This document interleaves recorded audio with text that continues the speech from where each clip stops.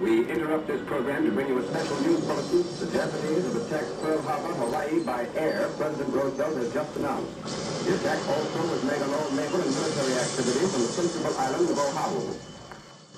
On December 7, 1941, Hawaii, America, along with the entire world, was rudely shaken by one of the most devastating attacks the United States has ever suffered. A nearly 2-hour Japanese aerial assault by over 350 aircraft cost America dearly. 2,403 soldiers, sailors, and civilians killed, and another 1,200 wounded. On the USS Arizona alone, 1,177 crewmen were killed when a Japanese bomb hit their forward ammunition magazine.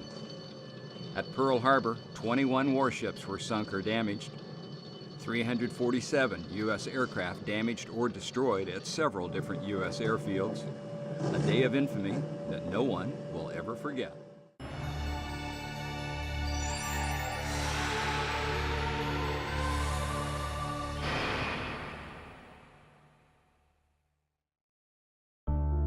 This surprise attack on the United States left the nation stunned. Reaction by the government was swift and intense, driven by a combination of hysteria, fear, and racism. The collective victims of this hysteria, Japanese American citizens and legal Japanese immigrants.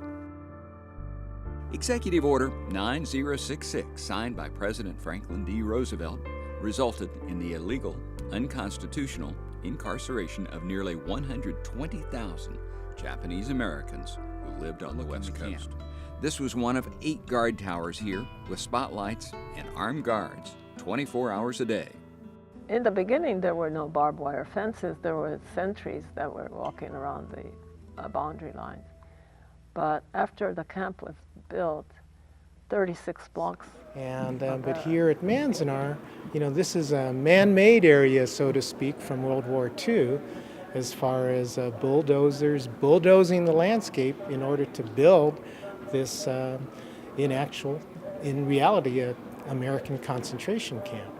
And so my experience here with visitors right from my first week in September of '08 was every day being able to speak with visitors who actually were crying. Americans.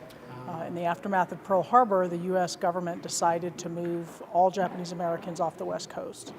And so the Army rounded up people, and one of the most amazing things about places like Manzanar is it's a different type of national park.